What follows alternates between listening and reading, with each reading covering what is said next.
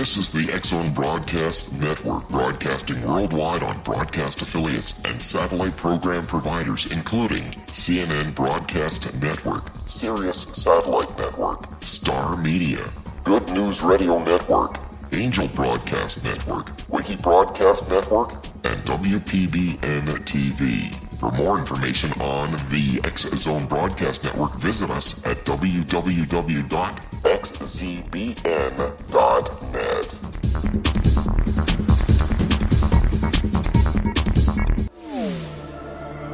The X-Zone Radio Show with Rob McConnell is largely an opinion talk show.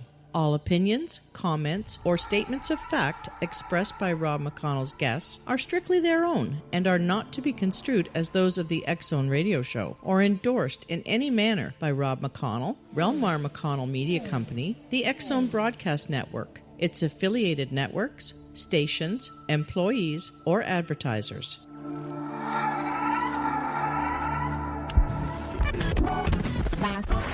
All Hit Radio.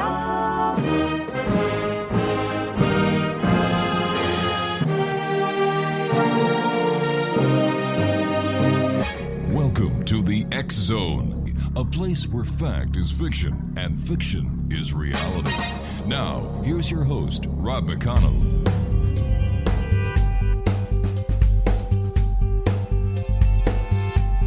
And welcome back, everyone. This is the X-Zone. I am Rob McConnell. www.xzoneradiotv.com is our website. And for the X-Zone Broadcast Network website, where you can listen to everything from within the world of the paranormal to the science of parapsychology 24/7, 365, xzbn.net. My first guest tonight, X-Zone Nation, is Jason Mankey. And we're going to be talking about Jason's new book. It's entitled The Witch's Book of Shadows, The Craft, Lore, and Magic of the Witch's Grimoire. Now, discovering the fascinating history, tradition, and modern uses of the Book of Shadows, this is a fun and easy-to-use guide that provides valuable information on finding and consecrating a Book of Shadows, as well as how to make it part of your practice. Learn about the various types of books of shadows, their roles throughout history, and how they differ from regular spell books. Explore a variety of ideas of what you want to include in your very own book of shadows, including magical alphabets and inks. My guest this hour is the author of The Witch's Book of Shadows, Jason Mankey, and he is a pagan blogger, a columnist for Witches and Pagans, and the managing editor of the Pagan Porthole on Pathos. He's journeyed across North America to pagan and magic festivals where he talks about rock and roll, pagan deities, and pagan history. Joining me now from the beautiful Bay Area of California is Jason Mankey. And Jason, welcome to the X-Zone, my friend. Thank you for having me on the show. I'm not sure I'll be able to live up to all of that hype at the beginning there. Hey, it listen. makes my book sound so much better than it is. I doubt that. I really doubt that, because you and I chatted before we went on air, and I think you're a real cool guy. First of all, how did you get interested in witchcraft and paganism and rock and roll? Well, you know, the pagan thing in a lot of ways came from being interested in the paranormal at a really young age. I was the kid who was always interested in Bigfoot, UFOs, Loch Ness Monster, all of that kind of thing. And right next to those books on the Dewey Decimal System are books about witchcraft. Ooh. So I read my first one in 7th grade, kind of dropped it for a while. It was actually a very committed Methodist Christian in my early years, president of my church youth group. And then it's something I sort of rediscovered in college when I turned 21, and it just sort of made sense to me the way that witches especially look at holidays and living in harmony with the earth. Yeah. It just seemed to be the right fit for me. Well, that explains why you read those kind of books, and I read Playboy and Hustler, I guess. Well, I read those too. Listen, we've got about 2 minutes before I have to go for my first break. Is witchcraft real? I think it's real. It works for me. I mean, I'm sure it's a matter of opinion. Mm-hmm. Well, right now, witchcraft is. Well, right now, your opinion is the only one that matters.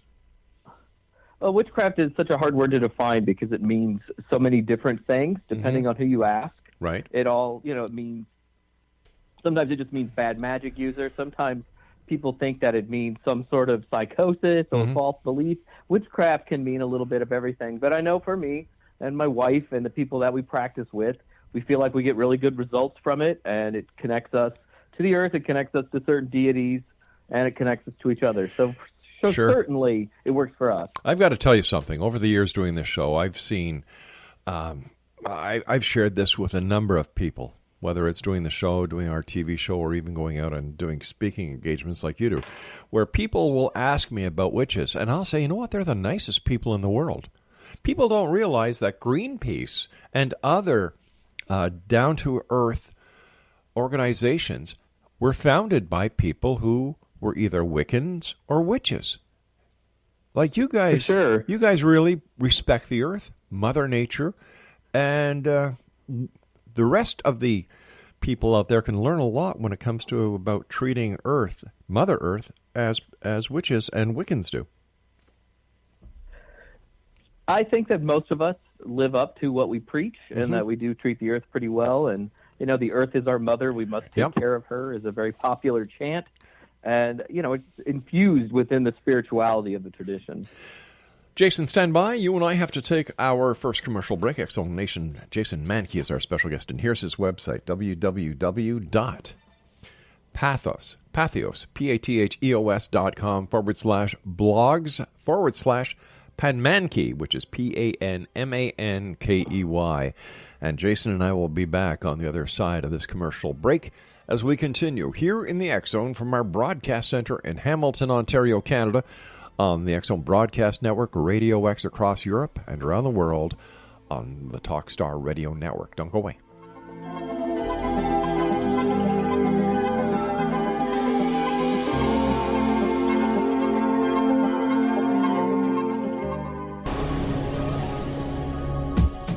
This is the X-Zone Broadcast Network, broadcasting worldwide on broadcast affiliates and satellite program providers, including CNN Broadcast Network, Sirius Satellite Network, Star Media, Good News Radio Network, Angel Broadcast Network, Wiki Broadcast Network, and WPBN TV. For more information on the X-Zone Broadcast Network, visit us at www.xzbn.net.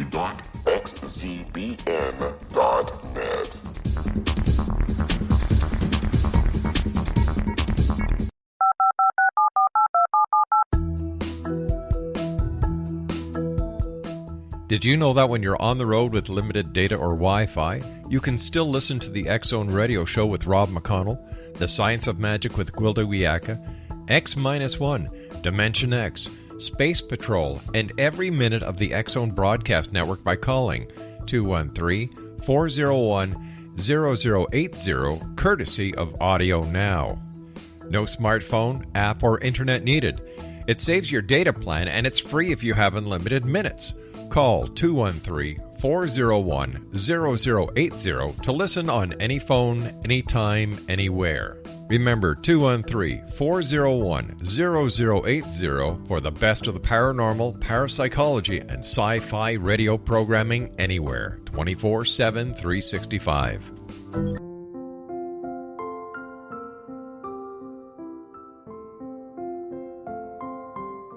I am Dr. Carl O'Helvey, founder, president of a new cancer foundation focusing on evidence-based physical, mental, and spiritual interventions, including natural cancer cures, prayer, meditation, affirmations, nutrition, and other related holistic cancer prevention and cure modalities. These are used in cancer education, research, and financing care. I ask for your help to continue this important work by donating at www.holisticcancerfoundation.com.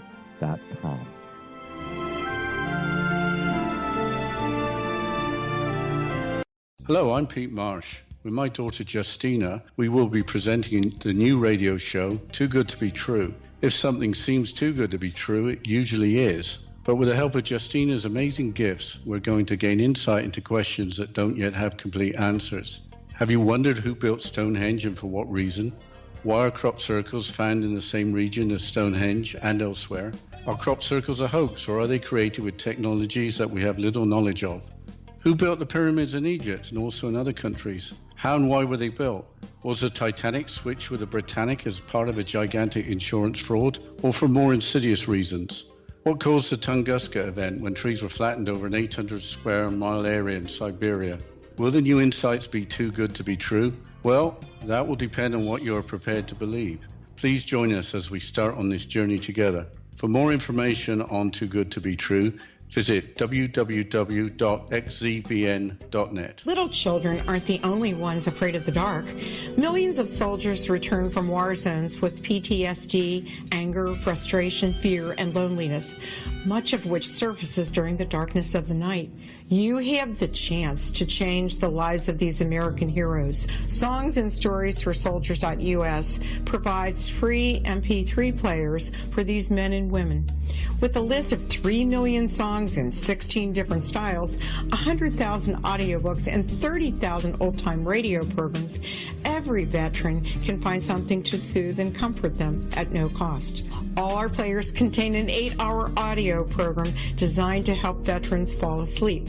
With 1,500 plus vets now participating, it's our goal to deliver 10,000 audio players this year. Go to our website at songsandstoriesforsoldiers.us. Help us help a veteran make it through the night.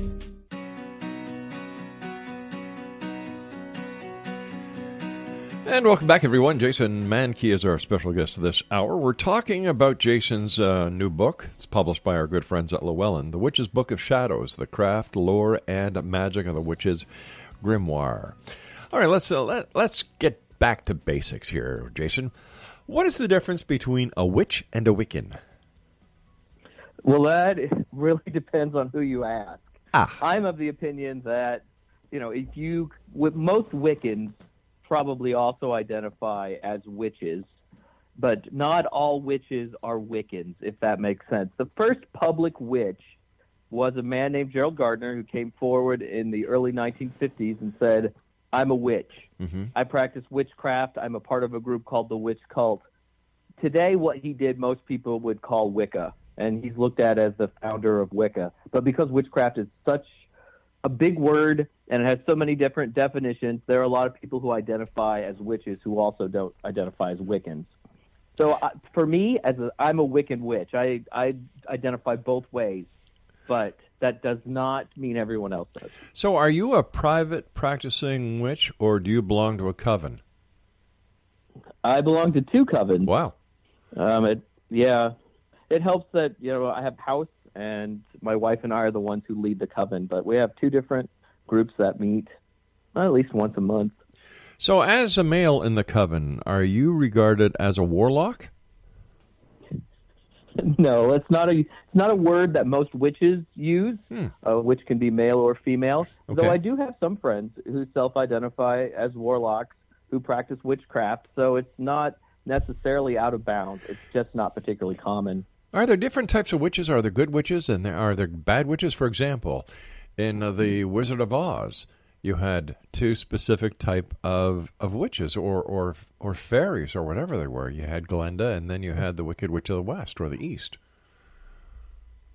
Or is this strictly Hollywood? Or is this just Hollywood? I think that's Hollywood. I don't think there are a lot of wicked witches running around today. There are always going to be people who abuse what we call magic, who use it for personal or selfish ends. But most people who practice witchcraft in an open public way in Europe or North America have the best of intentions and are what we would probably think of as good witches. So is witchcraft a genuinely old practice or a modern one? Because, when I think back when I was a kid, Hansel and Gretel, you had the witch. That was bad. And then, of course, Halloween, witches. I personally think Halloween gives you witches a bad rap. But yeah, it depends again on how you define witch and witchcraft. For a lot of people, any use of magic means witchcraft. And so in that sense, witchcraft is, of course, very old because people have been using magic for thousands of years before Christianity, after Christianity. Was there a religion called witchcraft before the 20th century? I don't think so. I think it was just another tool in the toolkit, and it wasn't necessarily a specific religion in some way. But when you look at Christianity, it parallels witchcraft in many ways. For example, a prayer could be looked at as a chant. You know, the Eucharist could look as a sacrifice. You know, so how do you deal with people who decide that just because they are part of a religious philosophy and that they go to church every Sunday and they're hypocrites for the rest of the week? How do you feel when they say, well, you know, witchcraft, ooh, or you're a Wiccan, oh, go away? You know, they make the sign of the cross with their fingers and away they go. How do you deal with that? It's heartbreaking. I mean, I know people who have lost friends and family members. My wife's mother barely talks to us because she's a very committed Catholic, and the witchcraft thing freaks her out. But for the most part, it hasn't affected us other than that one particular relationship all that much. To me, it's always heartbreaking when it happens because most Wiccans and witches that I know are, if not necessarily the most normal people, are very good people, easy to be around. And, you know, they're not doing anything harmful. You know, there's good people and bad people in everything, but to put a label on a person just because they're associated with another belief structure that the other person has, in my book, is all wrong, and especially when it comes to breaking up families. Like, come on. It's so short-sighted, and most people just think that they know what we're doing, and they don't actually have any idea. I mean, I've read some of the right-wing Christian books on witchcraft, and you know what? We're just not calling the devil. It's just not there. It's not a part of things. Why don't you just turn your mother-in-law into a frog and get it over with? She's close. That's what I was thinking when you said, you know, she's a committed Catholic. I felt like saying to you that, well, I know a lot of Catholics that should be committed, but I didn't. I thought it. I didn't say it. You know, there's always a chance she could be listening. You know, they do like to keep up on us a little bit, so trying to be nice. Sure. Don't worry. Might have to go there for Christmas one year. Don't worry, Mom. He was only kidding. He's a good boy. I saw him in church last weekend. We shared a Eucharist together, sang hymns, held hands, did kumbaya. Did I get you off the hook? I did some body and blood, you know. Do you know what I used to think when I was a kid? That when you went to church and drank the body of Christ at communion, that this was proof that Christians were vampires. You know, when I really found out what Catholics were doing with we really believe this turns into the flesh of Jesus, I was like, really? That just blows my mind. I mean, it's cannibalism. That's right. You see, they don't see it like that in the Christian side. They do in the Catholic side because they've got more oomph. They've got more money. They've got the Vatican. They've got the Pope. We just have a couple of archbishops and a cardinal somewhere, I guess. But when you look at the parallels are very close. And with all the different religions in the world today, what is so wrong if someone is a Wiccan? Like I said at the beginning of the show, Wiccans have done so much when it comes to working for Greenpeace is a great example, founded by Wiccans.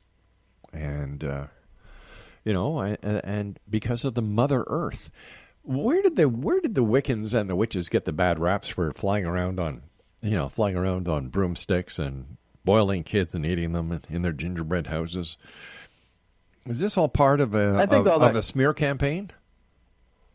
Well, I think it all comes from the Middle Ages, and I think it was a smear campaign. Anybody who was an other in society, it was easy to label them a witch. And to take care of them by removing them from society is a nice way to say execution or murder. Yeah. And so the witches got a bad rap. And then in a lot of Christian traditions, any use of magic is frowned upon, and witches were always the magic users. So we're going to frown on that and vilify this group of people. Yeah. And if you look at a lot of stories, witches were always women, and a lot of Christian guys were always very frightened of women and like to vilify them. And the witch stereotype went a long way there. But I think Middle Ages is really where it's from. But wasn't it the Christians who were responsible for the hanging of all the witches in Salem, Massachusetts? They were. Yeah. The Christians there were very much. Though, when you look at a place like Salem, most of the people who were executed, they certainly weren't practicing witchcraft. Right. Again, they were the marginal people on society, and they had that name applied to them. You know, I get a kick out of it because isn't one of the 10 Commandments, thou shalt not kill? I know. There's no exceptions there. There's no footnotes. Like, nowhere in the Bible does it say, thou shalt kill a Wiccan, thou shalt kill a witch, thou shalt kill anybody who doesn't believe in me. Huh. There is an old verse in the Old Testament, though, that says, or was translated this way, thou shalt not suffer a witch to live. There's been other translations of that which say that particular witch thing is wrong. Thou shalt not suffer an oath breaker to live, or thou shalt not suffer a well poisoner to live. But the word was translated as witch to justify what was happening during the Middle Ages and the early modern period. You know, I don't know if you remember a group called Coven, a musical group. You know, Billy Jack. You know, Dawson. Right. Yeah. You know, and my favorite lyric in that whole thing is, go ahead and kill your neighbor, go ahead and kill a friend, do it in the name of heaven, justify it in the end. Yeah. But we digress from witchcraft to religion to social sciences, so let's get back to witchcraft. So what makes witches different from people who practice paganism? Good question. It's also one of those things that we argue about a lot in our community. Paganism is a big umbrella term now and includes lots of different things. Druids are a part of paganism, and they don't identify as witches. There are a lot of people who are trying to reconstruct ancient religions, like how the ancient Greeks practiced or how the Vikings practiced. We call those people reconstructionists usually, and they're part of the greater pagan movement.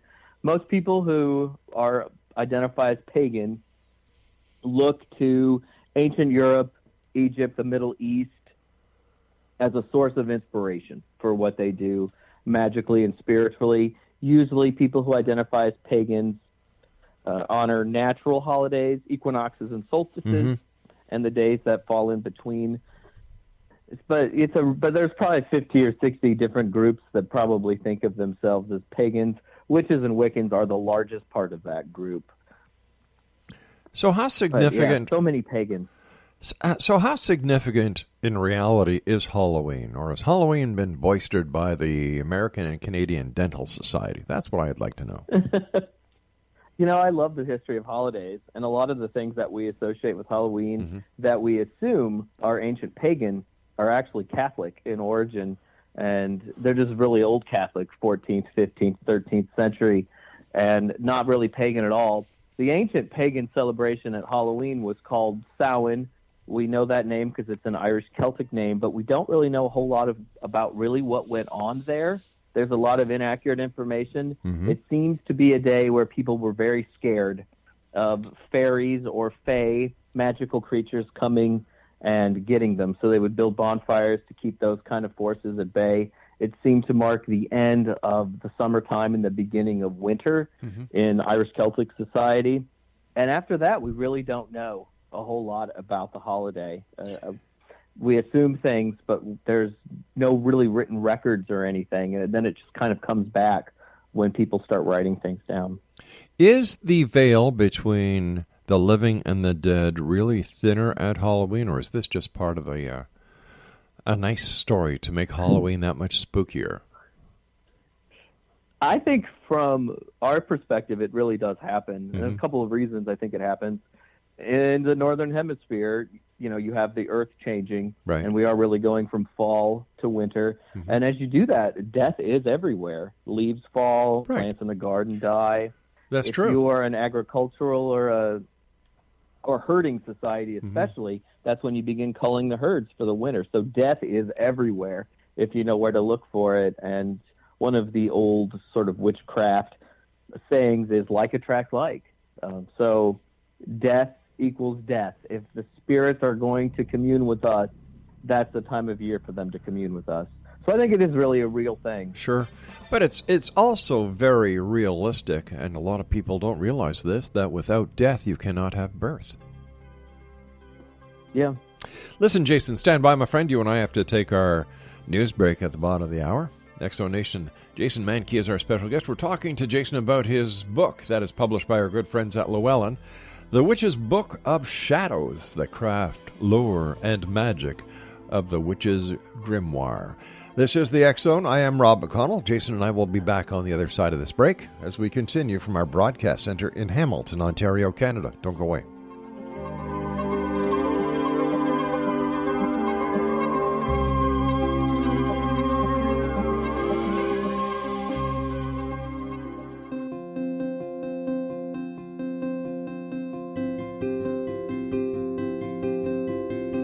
Dreams are our personal gateways into infinite wisdom. Don't miss shamanic counselor and indigenously trained dream decoder Sandra Corcoran's inspiring book, Shamanic Awakening Between the Dark and the Daylight. This remarkable work chronicles Sandra's 35 years of experience with diverse wisdom keepers and her initiations throughout the Americas and across the British Isles, Turkey, Greece, and Egypt. Sandy's knowledge of symbology, psychology, and myth influence her dream blog and workshops. Sandy offers private tarot readings, international journeys, a meditative CD, as well as her book, Shamanic Awakening, to encourage you as you navigate this earth walk, creating a deeper connection to yourself and all that is. Find this and more at Sandy's website, starwalkervisions.com.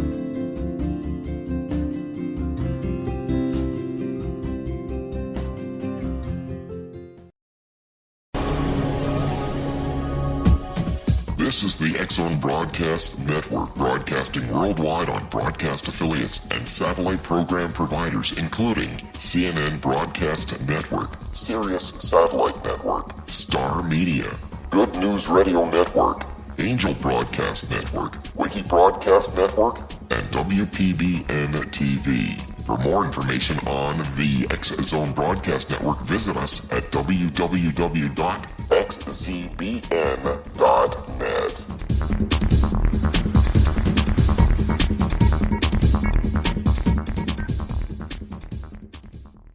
How would you like to be able to read other people's minds? Well, the next best thing is here. When you know how to read a person's name, you know how the person thinks, feels, and behaves. Each letter in our name holds a key to unlock our true essence. Our name contains both our gifts and challenges in this lifetime. Mnemology science discovers personality secrets hidden in the placement of the letters of our names, including the first and last impression people remember about us. Sharon shows us how to interpret the arrangement of letters as outlined in her book, Know the Name, Know the Person. Sharon Lynn Wyeth created mnemology science after 18 years of research and testing her theories, and has supported thousands of people around the world in understanding themselves and others better. You'll enjoy Sharon's unique teachings as she shares her system to learn the gifts behind your given birth name. Even if you don't like your birth name, there are jewels in this book. If you're thinking of changing your name, ready to name your child, or wanting to get along better with others, this is the book for you. If you'd like to improve your relationships and change your life for the better, get the book today, Know the Name, Know the Person, or visit www.knowthename.com. That's www.knowthename.com.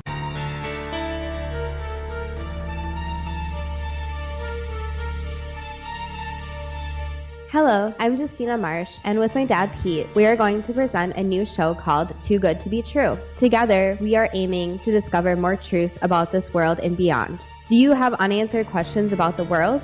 Do you ever wonder about aliens, conspiracy theories, or the universe? There are many shows discussing subjects such as pyramids or UFOs, but we want to relay this information based on our own research, including from spiritual means.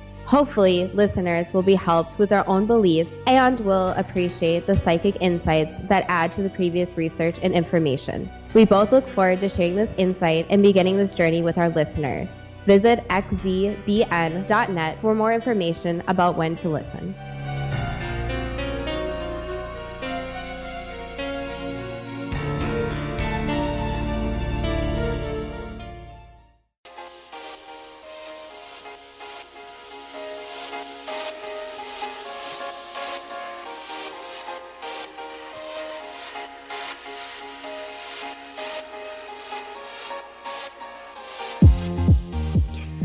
Jason Mankey's our guest, Exonation. He is the author of The Witch's Book of Shadows. And Jason is a Wiccan witch, writer, and wannabe rock and roller. He has been a part of the greater pagan community for over 20 years and has spent nearly half that time teaching and speaking at pagan conventions across the United States and Canada. His first book, For Llewellyn, came out in 2016, and his latest, The Witch's Book of Shadows, has just been recently released. He lives in Sunnyvale, California, where him and his wife lead 2 local covens.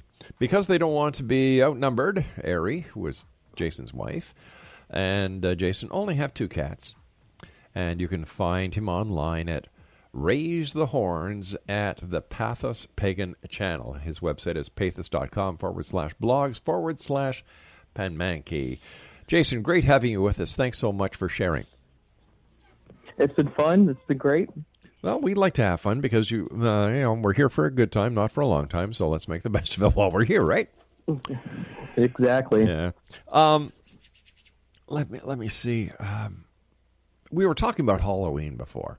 And, it certainly made a lot of sense what you were saying about the end of the growing season, the death of the plants, and so on and so forth. And I think Mother Nature has been teaching the rest of us who do not have the insight that Wiccans have, that, watch Mother Nature. She tells you what to do. For example, the 4 seasons, in my opinion, shadow the 4 seasons of a person's life. Spring, the youth. Summer, the blossoming or the maturing. The fall, the golden years. And, of course, winter, when we all pass. But I believe we come back. And Mother Nature's been showing us since day one. So when it comes to the way that the rest of society sees paganism and the way the rest of society sees witchcraft and Wiccans, what do you think can be done to open up the eyes, open up the heart, and get a better understanding of the work that people like yourself do, and how important the environment and Mother Earth is? I think we're coming to an awareness of how important the Earth is. Mm-hmm. I mean, especially as things like climate change are ongoing, and we see the extremes when it comes to weather and things from nature, hurricanes and such. We see that, and I think we're beginning to realize that we have to stop screwing around and we have to be responsible for the planet that we live on. One of my favorite sayings is, we're a part of nature, not apart from it. And I think for a long time that was sort of how society looked at the planet. Mm-hmm. It was ours to tame, but you can't tame the Earth. You've got to live with the Earth and treat it in the right way. Yeah. And slowly people are getting that idea. As for people just being accepting of witches and witchcraft and Wiccans, sometimes it feels like an uphill battle just because there are so many prejudices just associated with the word witch. But none of those prejudices have ever been founded to be true. No, they haven't. But sometimes it just takes a good long time for an urban myth to die and for those kind of prejudices to die. I think it's gotten a lot better. I started in the early 90s, mm-hmm. and the year's 2017, and it has improved. Every once in a while, somebody go, "Oh, you're a Wiccan," and there's awareness on their face. In 1995, it was, well, I have to stop and explain every little bit, and now people have a better idea. I'm sure it's still a little bit more difficult maybe in parts of the American South, where evangelical Christianity is a much bigger force. I'm lucky that I get to live in Fortress, California, mm-hmm. where everybody's pretty much live and let live. Sure, and that's the way. That's the way it should be. But we're coming up. Mm-hmm. Yeah, I wish more people thought of the world that way. But we're in the media a little bit more now than we used to be. There are accurate portrayals, and it's just going to take time. I mean, I look at other modern religious movements like Mormonism. Mm-hmm. I mean, Mormons didn't start to become a part of the American mainstream until the 1860s. Yeah, almost. Even Catholics in the United States, until the early 20th century, they were really marginalized in a lot of areas. So it does take a lot of time, and you have to be patient with it.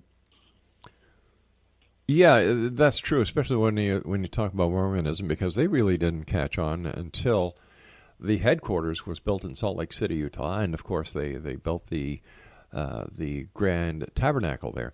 And with new religious philosophies coming on board, and I don't know if I can call Scientology a religious philosophy or not, but, people look at Scientology and say, okay, that's cool because John Travolta's part of it or Tom Cruise is part of it. Can't be bad if they're part of it.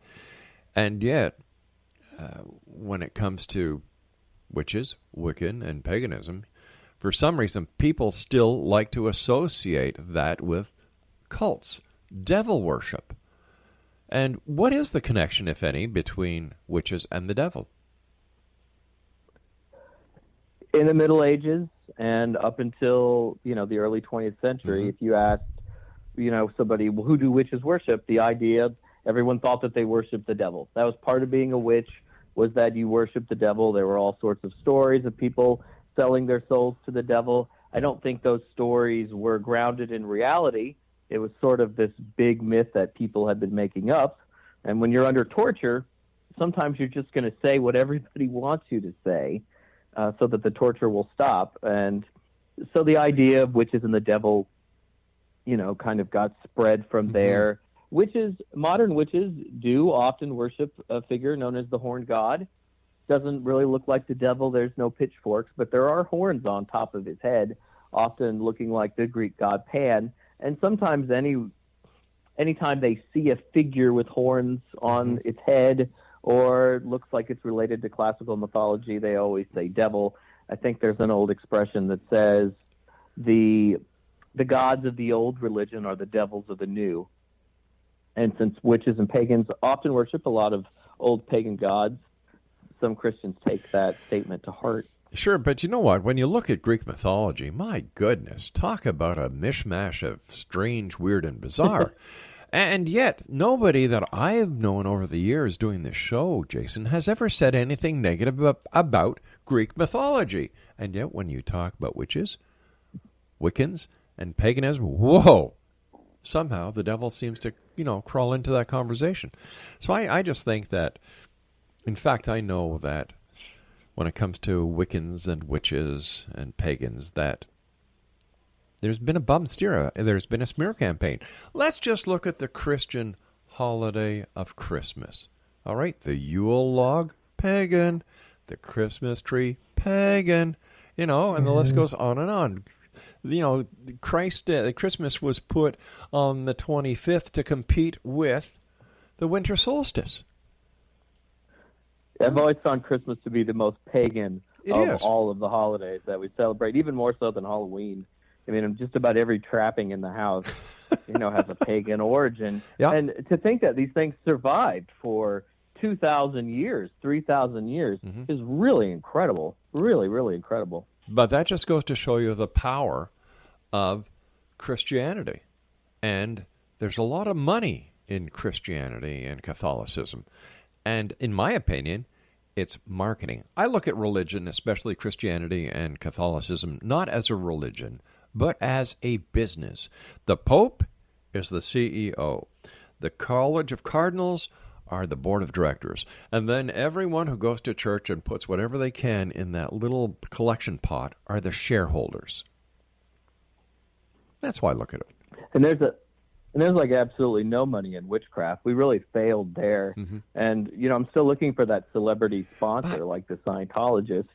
It'd be great if we had a John Travolta or somebody, but every time somebody gets close to saying, I practice witchcraft or something, it seems to be that they pull back at the last minute, and it's sort of not cool to say that that's what you do. But there's another way to look at it, my friend. When you look at something that is big and rich, just remember one little thing. Money is the root of all evil. Therefore, Wiccans and witches do not have the vast amount of monies that these other religious organizations have, right? Therefore, if you use my way of thinking, they have, if the saying is, money is the root of all evil, well, the people with all the money are the evil, and the people with the little or none are the good people in life.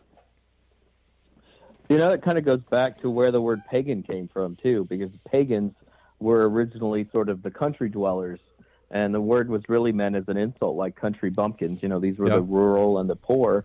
And I guess we're kind of back to that. Not that most pagans I know live in an urban environment, but we are definitely not the religion with money. You don't need money to have love. No. You don't need money to respect. I do what I do because I love it. That's right. Plus, you have a lot of respect for the environment. You have a lot of respect for Mother Earth. So you know what? My hat is off to you, my friend. And all the other pagans and all the other Wiccans and all the other witches that I've had on the show over the years. What is it you say, merry meet? Merry meet and merry part and then merry meet again. Yeah. See? I know a little bit. Yeah, you're all over it. Like a fat kid on a Smartie. That's right. Oh, my God. I'm going to get letters now from people who are overweight. I open one mouth to put it on a different foot sometimes. When you go out and you do your lectures and you talk, what are some of the questions that you get from people who are not part of the pagan, Wicca, and witches arena? One of the things about most of the conventions and things that I get to go to, the pagans are pretty much a closed shop. There aren't really ever a whole lot of people who visit these kind of things who are from outside the greater pagan community. So it's been a long time, I think, since I've gotten kind of questions from outside the pagandom, so to speak. Usually at pagan conventions, I love talking about history, so that usually ends up being the biggest conversations and the most questions are about aspects of our more modern history in the last 70 or 80 years. And I love that stuff, so those questions are always welcome. Well, why don't we do this? When we come back from this final break, I have to take in about a minute. Let's talk about history, because history is one of my favorite subjects as well. And it's just like, no matter what the topic is, when you get people who know the history, they're the people who keep it alive, like ghost researchers or haunting researchers. They're the greatest historians because they go into the research of the town, they go into the research of the people that were living there. And when they give you a guided tour, they're giving you not a guided tour of the paranormal, they're giving you a guided tour of the history that may have something to do with the paranormal or may not. But the history is kept alive thanks to people like you and the other researchers that love the topic that they're talking about, believe in the topic that they're talking about, that they are so enthused that they want to share it. So thank you, Jason. Stand by. You and I have to take our final break, and we'll be back shortly. Exonation, Jason Mankey is our special guest. We're talking about The Witch's Book of Shadows, the craft, lore, and magic of the Witch's Grimoire. And if you'd like to find out more about Jason, visit his website, pathos.com/blogs/Pan This is the X Zone. I am Rob McConnell, and I'd like to thank our good friends at Llewellyn for helping make this interview happen. The X Zone, a place where people dare to believe and dare to be heard. It's a place where fact is fiction and fiction is reality. www.xzoneradiotv.com.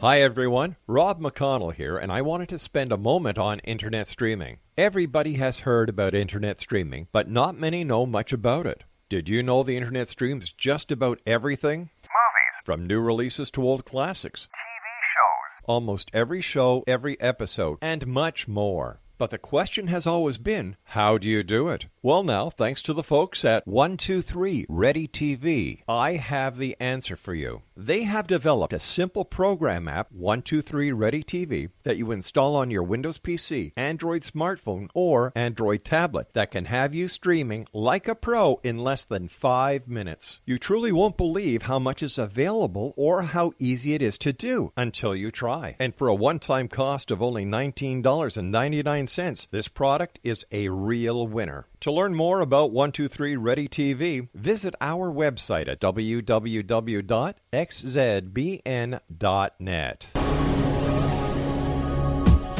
This is the X Zone Broadcast Network, broadcasting worldwide on broadcast affiliates and satellite program providers, including CNN Broadcast Network, Sirius Satellite Network, Star Media, Good News Radio Network, Angel Broadcast Network, Wiki Broadcast Network, and WPBN TV. For more information on the X Zone Broadcast Network, visit us at www.xzbn.net.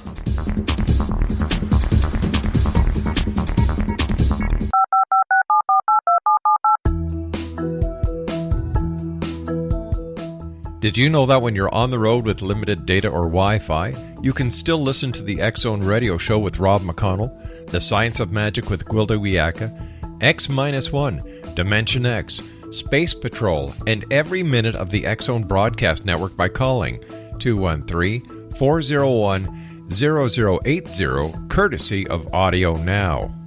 No smartphone, app, or internet needed. It saves your data plan, and it's free if you have unlimited minutes. Call 213-401-0080 to listen on any phone, anytime, anywhere. Remember 213-401-0080 for the best of the paranormal, parapsychology, and sci-fi radio programming anywhere, 24/7, 365.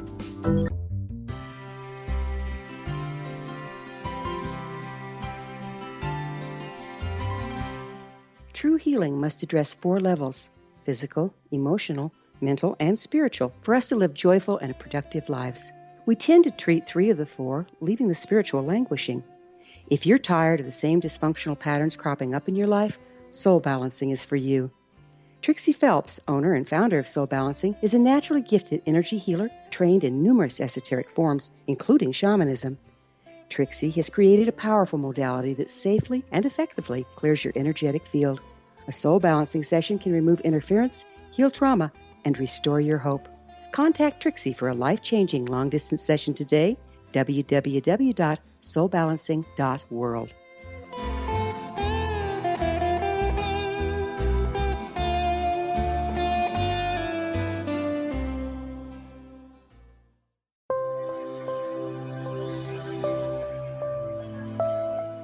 There's a legend shared by many indigenous cultures of a time when the nations were cast to the 4 corners of the world. Each nation was given a body of sacred knowledge that held a different portion of the truth to preserve. True reality could not be known until all the nations reunited, combining the information. If a single one was missing, the world could not be reborn and darkness would prevail. The Science of Magic Radio is dedicated to reuniting the sacred knowledge.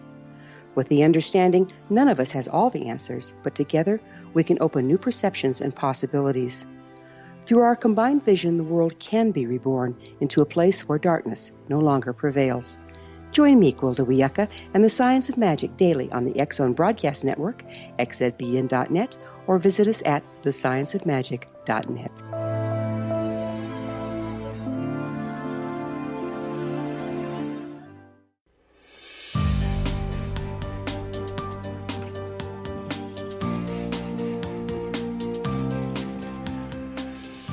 Welcome back, everyone. Jason Mankey is our special guest, and he's the author of The Witch's Book of Shadows, and it's published by our good friends at Llewellyn. You can go to Jason's website at pathos.com/blogs/Pan Mankey, and if you'd like to find out more about the publications that are available on the Llewellyn website, www.llewellyn.com. All right. Jason, I have to ask you about this. You're probably saying, I hope he doesn't ask me about the Trump thing. But I have to ask you about that. Last month, a lot of witches got together to perform a banishing spell on Donald Trump. Well, what was that all about? He's still there. Well, I think a lot of them were doing what is really a binding spell on Donald Trump to keep him from doing harm to others and to the country. And I fully support that. I'm not sure that I want to banish him because banish could mean so many different types of things. I certainly wouldn't want to feel responsible for him getting caught in a traffic accident or a horrible hairpiece incident or something. So I'm not sure banishing what I would use. The hair got in there. It's just so easy.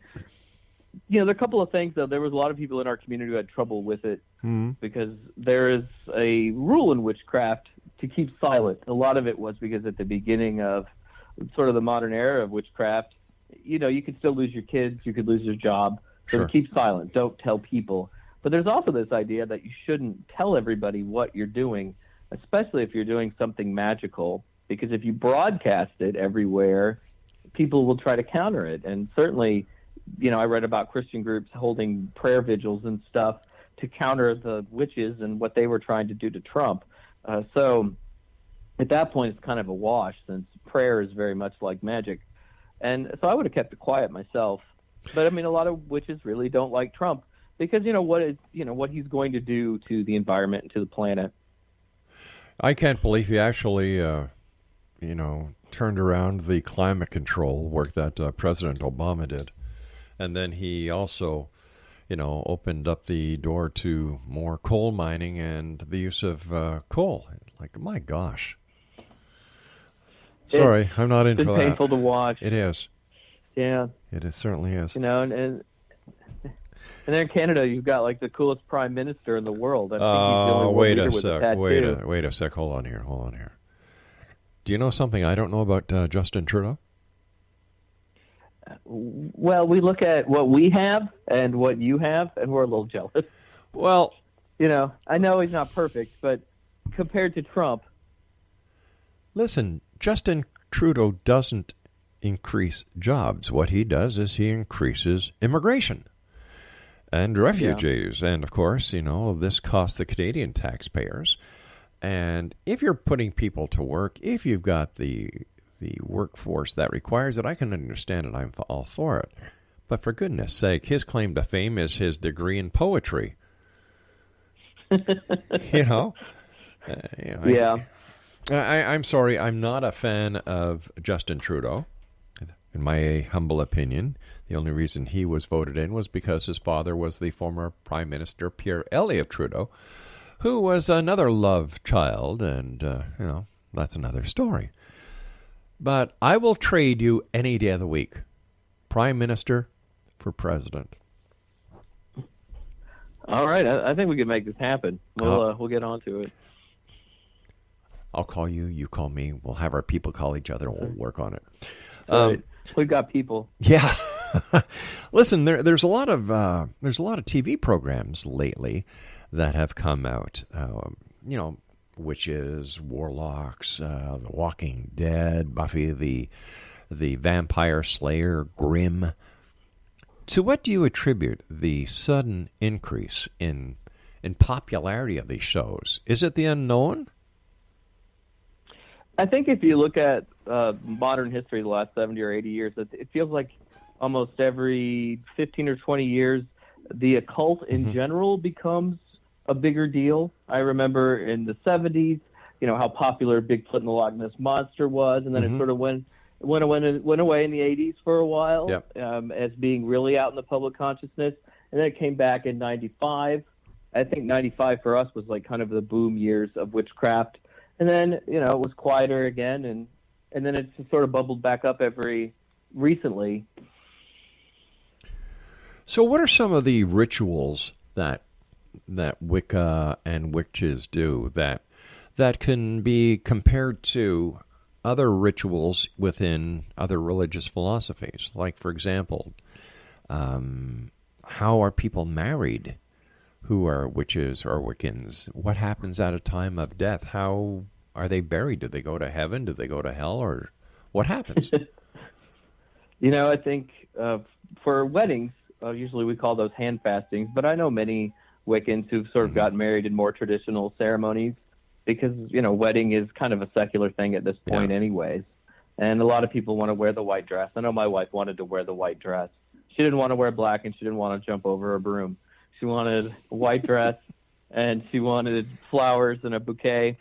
So it can really vary there. I think when it comes to death, though, it's, again, how it happens, how it's, I don't want to say celebrated because usually we're not celebrating death, but how it's mourned, really kind of varies from family to family.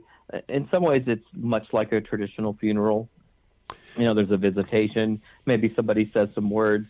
After death, though, I think most Wiccans believe in reincarnation the idea that you rest for a time in what is called the summer lands, and then you come back. It kind of goes back to that natural earth thing, that all that dies shall be reborn.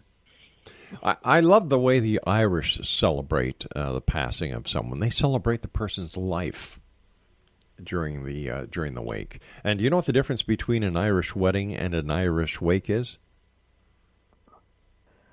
I assume it has to do with how much Guinness is consumed, but I'm not sure. Well, you're close. One less drunk. That is so true. One less. Sounds right. Yeah. I think a lot of Wiccans do celebrate the life too that was lived. I think it's difficult, if it's somebody who's young who dies prematurely. I mean, I think that's harder to celebrate. But when somebody's lived a good long life, you want to celebrate that life and what they accomplished.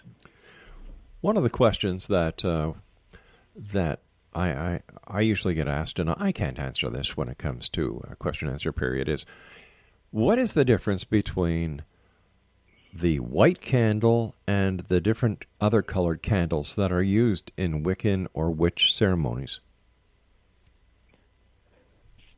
It's going to vary from group to group. Okay. A lot of times candles are used to represent certain things or certain ideas.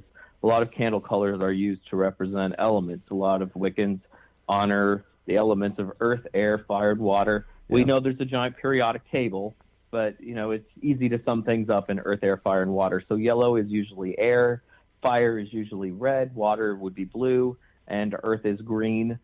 White is usually sort of a generic color that you can use for anything. Black is used to repel negativity. If you are mourning something too, you would probably also use black. But again, you're trying to repel negativity, so it would make sense to use it in that sort of situation. Gold candles might represent the sun. Silver might represent the moon. How many different deities are there in witchcraft? Or thousands. Really? Eh? As many as you want.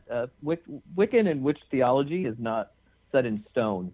I think Wicca especially is more defined by its practice than its beliefs. Mm-hmm. And for some Wiccans, they honor two deities, goddess and God, and they see all of the different gods and goddesses who've ever been worshipped as a part of these, bigger figures. Yep. And then there are some who are very much hard polytheists and will say that Dionysus is Dionysus and Aphrodite is Aphrodite, and they're not related to a bigger whole. They're distinct in their own way. So it depends on the person, but thousands or two. I was part of a discussion panel in Toronto a couple of years ago, and one of the questions was the same question I asked you about how many gods or deities are there in witchcraft, and a professor, used his academic title to try and say that was because there are so many different gods, that this is one of the reasons why it should not be considered that Wicca or witchcraft be seriously taken. So Big Mouth over here, me, says, well, just a moment, sir. I said, do you take Hinduism as a major religion? Oh, certainly, because it's so old, And I said, well, geez, isn't that funny? Because based on my information and the knowledge I have, and you're the expert, aren't there several thousand gods when it comes to the Hindu religion? Which there are. So what's the difference? And you look at Catholicism too, with its thousands of saints, with all of these powers. They're very much like demigods. You're going to discount all the Catholics in the world? Probably not. And that's sort of the prejudice that comes with using the word witch and the word Wiccan. Even people who know better sometimes say stupid stuff. Well, my friend, this is one place a Wiccan, a pagan, or a witch will ever face criticism, because we're all people here on this little planet sharing a life together, trying to be as good as we can to be part of the solution instead of the problem. And you, my friend, are welcome back here anytime. I'm going to take you up on it. This has been a really great experience. And thank you for not saying a Wiccan, a witch, and a pagan walk into a bar. I was almost expecting that for a second. Nah, that's I don't know that one. Hey, listen, Jason, we have to say so long, buddy. Thank you so much for coming on the show. My very best to your family. and to the other members of the coven, and let them know that there's somebody in the media who respects them. And I look forward to the next time you come back and join us. All right, I look forward to it. Take care, Jason. Exonation, Yep. Jason Mankey has been our guest. Pathos.com/blogs.panmankey. I'll be back. Don't go away.